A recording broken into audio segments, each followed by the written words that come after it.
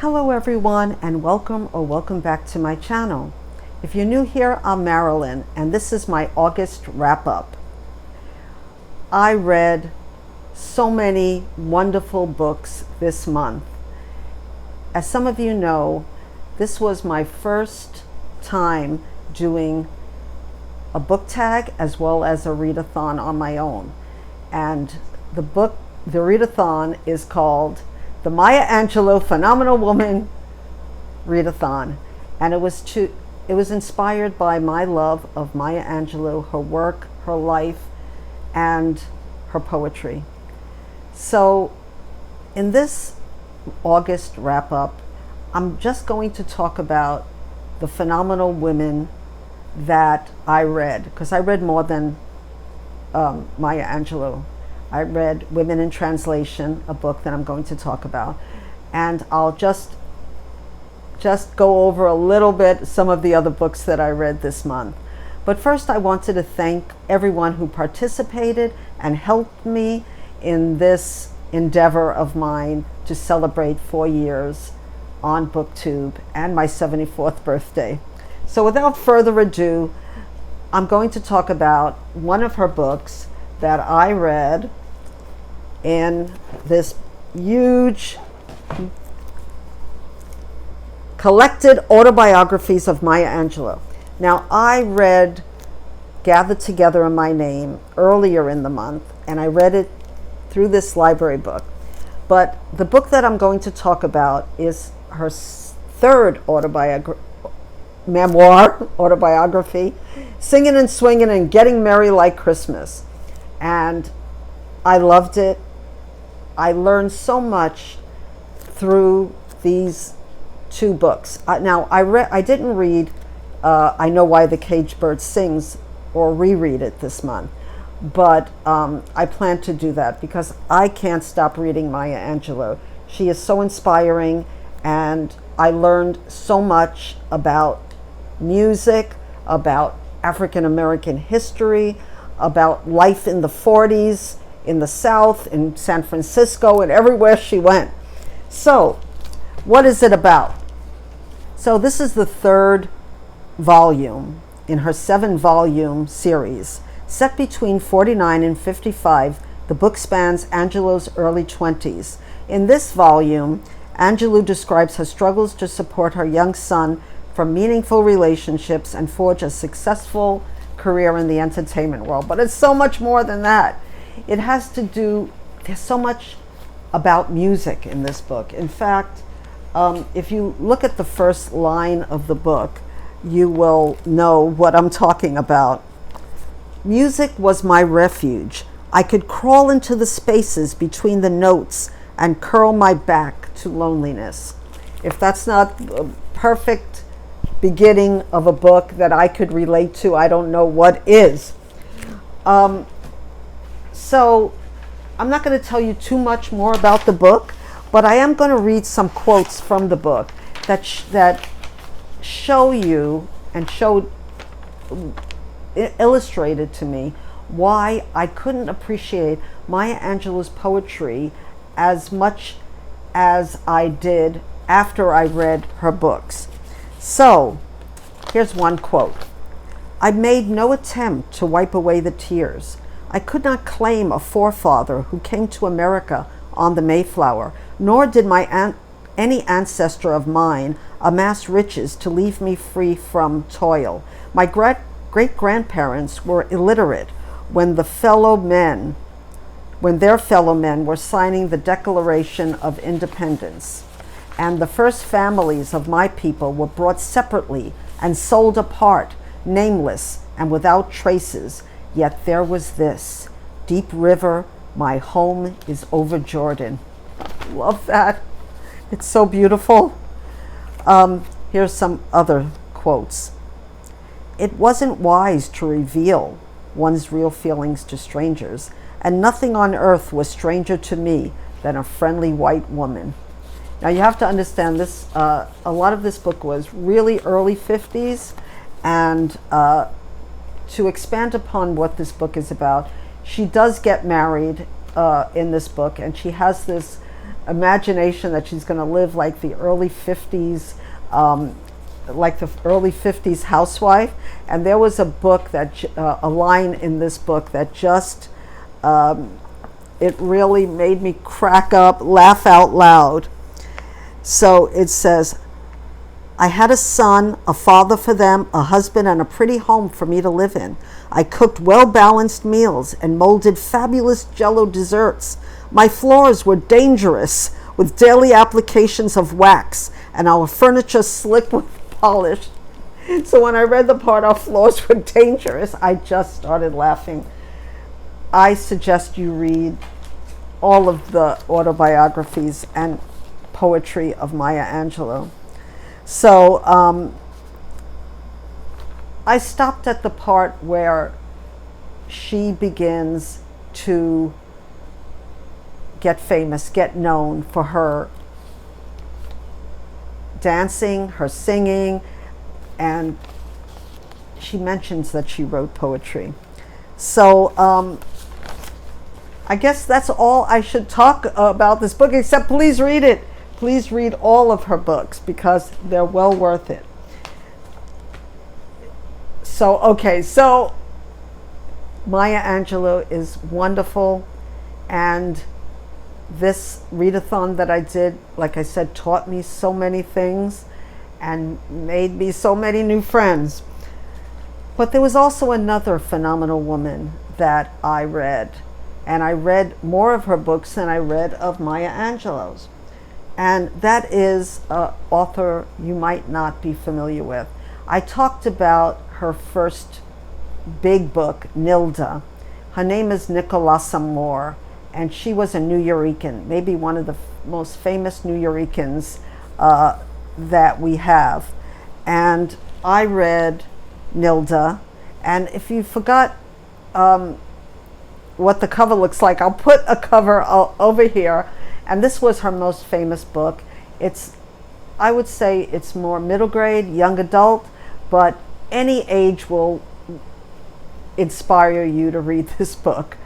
You will be inspired by this book because it tells about a young girl in the 40s, right after the war, who actually was here already, well, not here, but in New York, and the struggles that she goes through as a young child, being Puerto Rican and living in New York. And it brought back so many memories. Of course, I wasn't born in the 40s. I'm not that old, but it really, it inspired so many Puerto Ricans and Latinos.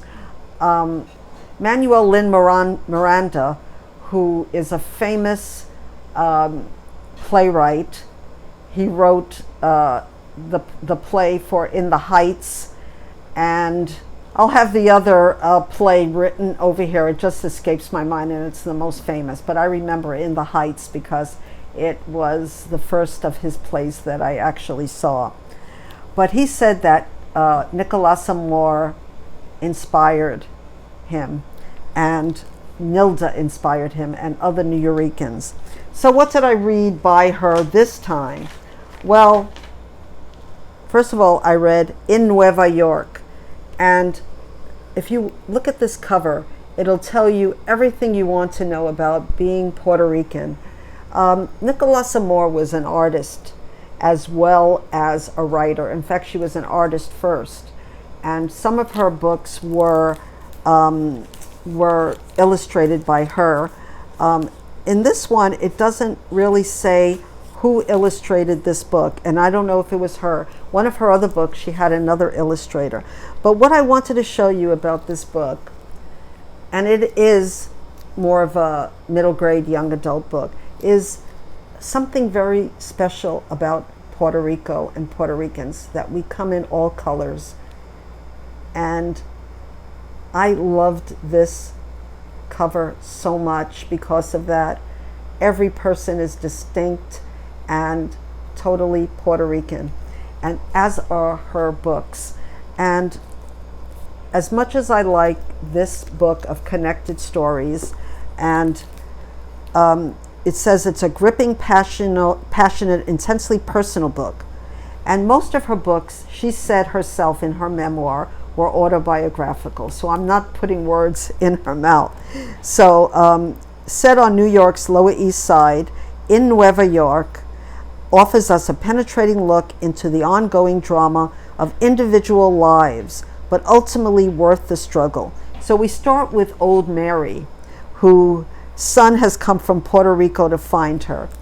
And we see old Mary sitting on the stoop watching a cat. Now the cat is, through these interconnected stories, the cat is a big part of it. And I will tell you that this book, Nilda was set more in the 1940s,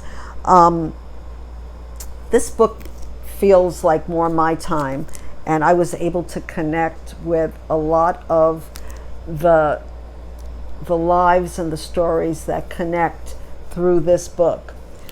But my favorite, and another beautiful cover by Nicholasa Mohr, was El Bronx Remembered.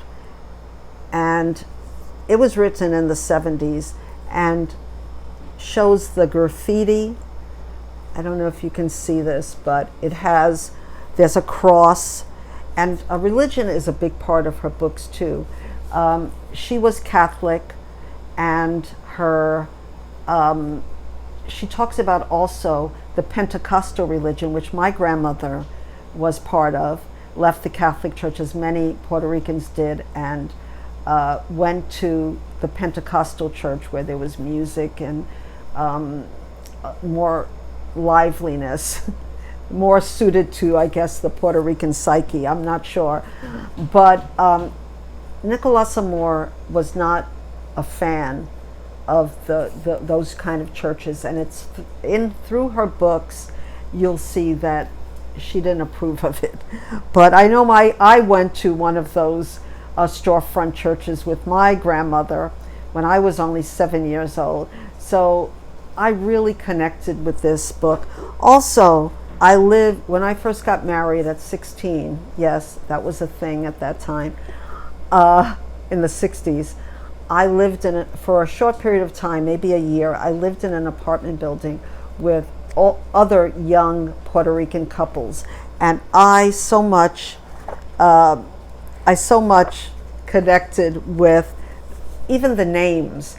There were names here like Chela and Casilda that are, now I'm not sure, but were people that I knew that were New Yorkers in New York. I'm not saying they're only Puerto Rican names, but just to see them, I love El Bronx Remembered. And I suggest that you read everything by Nicholasa Mohr, because she is a phenomenal woman. And she was the first woman I read that, I think she was the first woman who got her first New Yorican that got a publishing contract.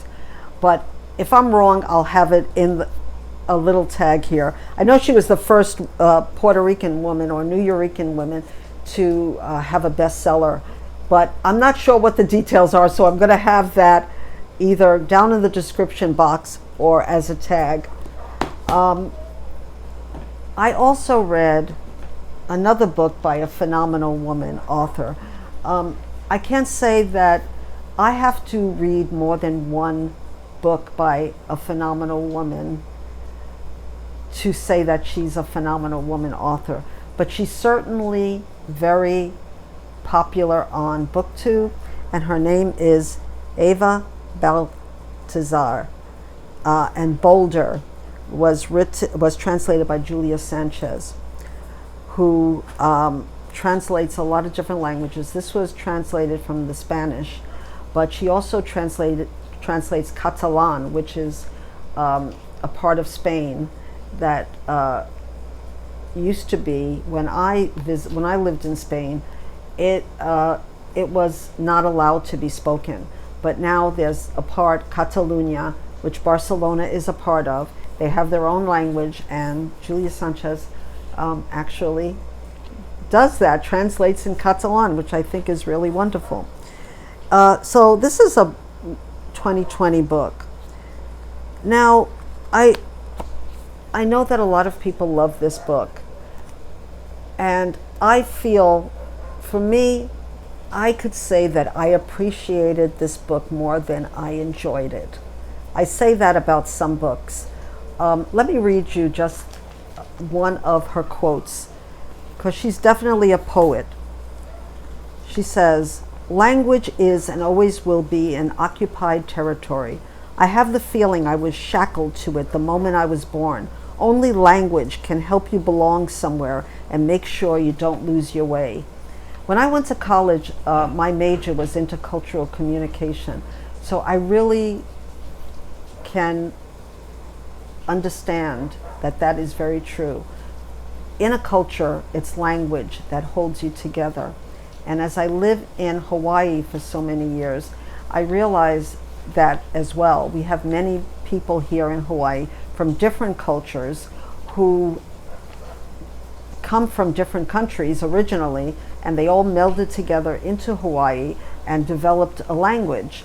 And the language was developed so that in the sugar plantations, that people could understand each other. And it's Pidgin English. But when I came here and I met, for example, Puerto Rican people who came here and are local, and they didn't speak the language, they couldn't really connect totally with the Puerto Rican culture as much as they connected and do connect with the local culture. So that's what I think that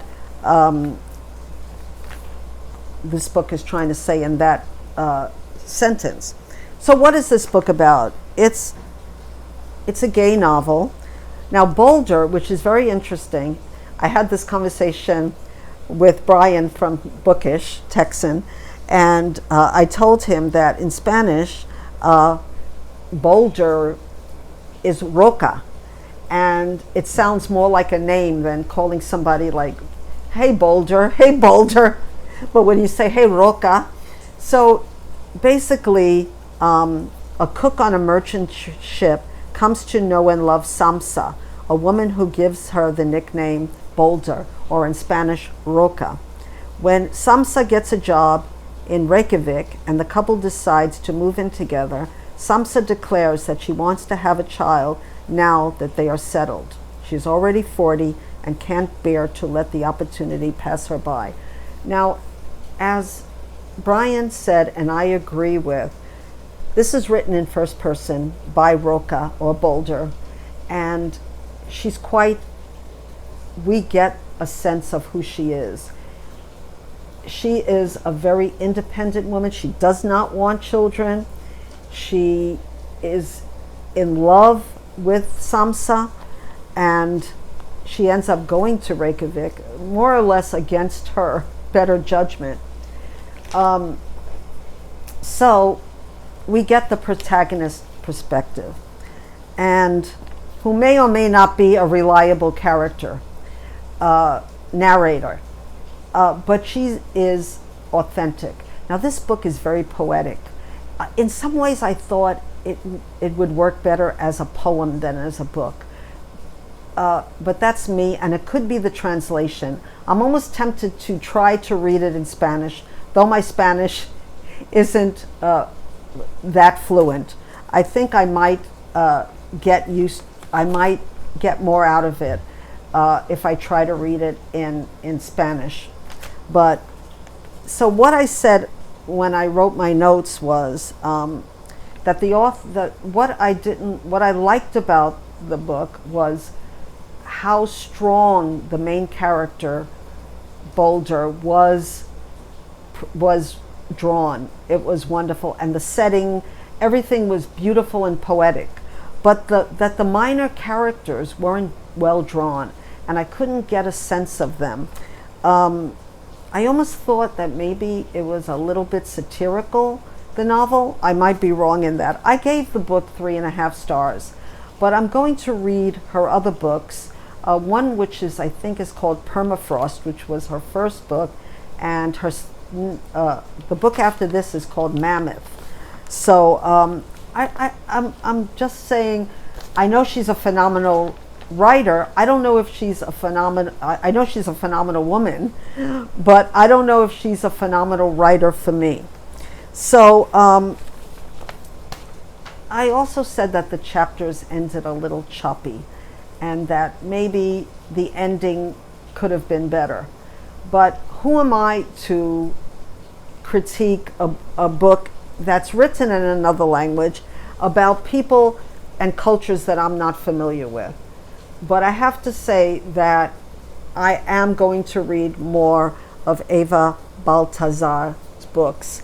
I'm going to read maybe Permafrost first and maybe Mammoth, and I'm sure she's a phenomenal woman writer, but maybe she's not for me. I didn't mean to do a whole review on that book, but yeah, I had thoughts, so I said, why not do it in a wrap-up? Another thing I'm going to go back to Nicholasa Mohr's book and say that there were some words that she used that I actually could translate into Spanish because the book was written so early. For example, she uses the word greenhorn to talk about people who are newly arrived from Puerto Rico.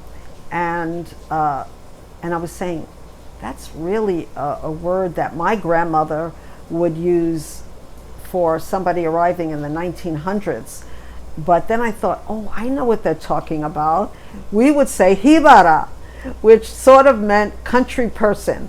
And I kept on doing that in different parts where she was trying to translate. They don't do that anymore, which is try to translate every word that is in another language. That's not done anymore. And I don't know how you feel about it. Let me know in the comments if you think that's a good thing, that we should just sort of give a vague translation of words or translate it word for word, which I think didn't work in this case because I kept on translating it back to Spanish, and greenhorn didn't work as Hibara for me, or newcomer.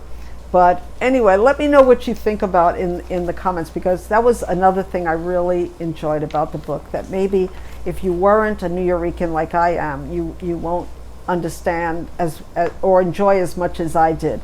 But anyway, another book that I read and I talked about before by Nicholasa Mohr was Felita, and which is a children's book or middle grade about a girl that's leaving her neighborhood that's familiar to her, and I showed that in another video. But it's a wonderful book and made me really enjoy children's books more, or middle grade books.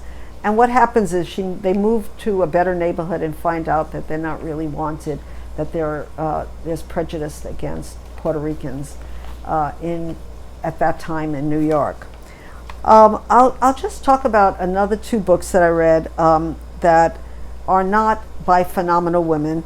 One was Point Zero by Seicho Matsumoto and A Quiet Place by Seicho Matsumoto. I'll try to have the books either here or down below.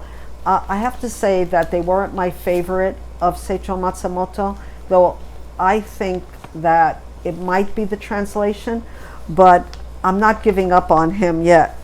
And I'm not going to talk about that book in this video. But I did want to say one thing.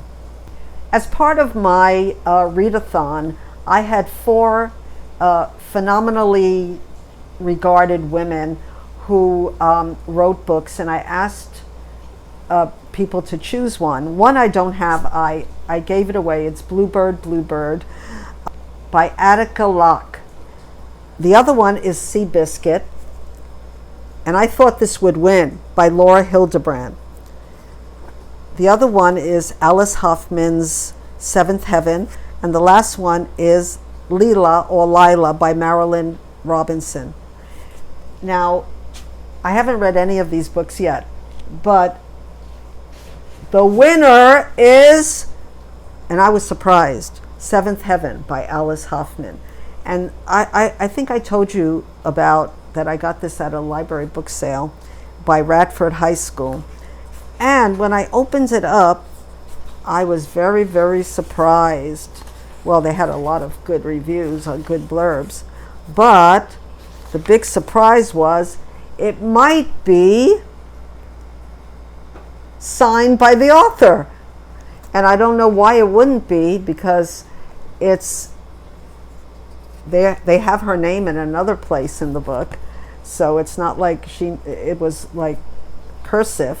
But so here her name is Alice Hoffman on top, Seventh Heaven.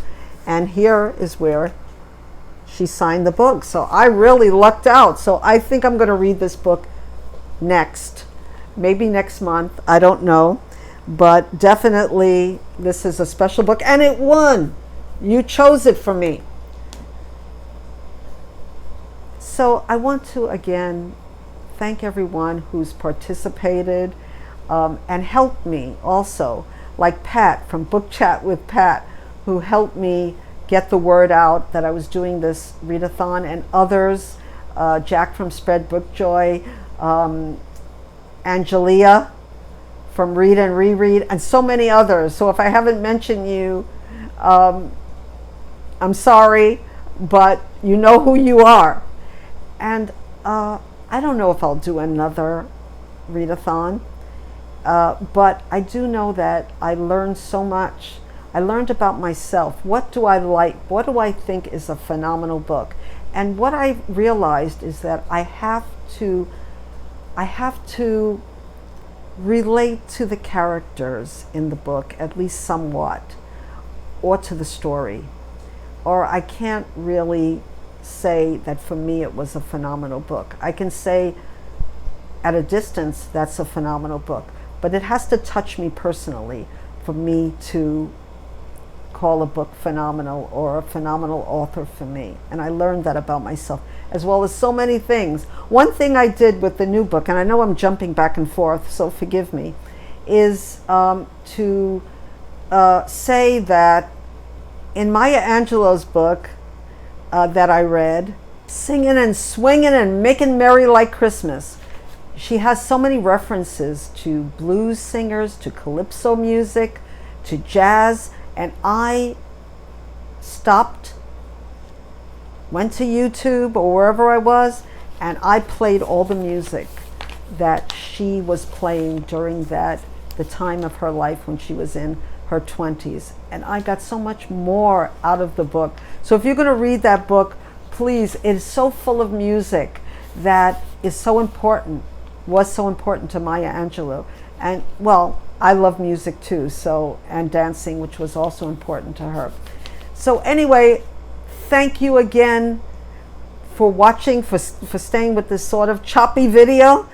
But I had so much to talk about, so much to say, how much I enjoyed this month, and I will see you all soon. Please like, comment, and subscribe if you're so inclined. I would really love you to come aboard on my journey, my 4 years going, well, this is just completed my fourth year. And yeah, we don't know what the future will bring. We hope that the future will bring us everything, and that's what I wish for you, everything your heart desires. So until we meet again, aloha.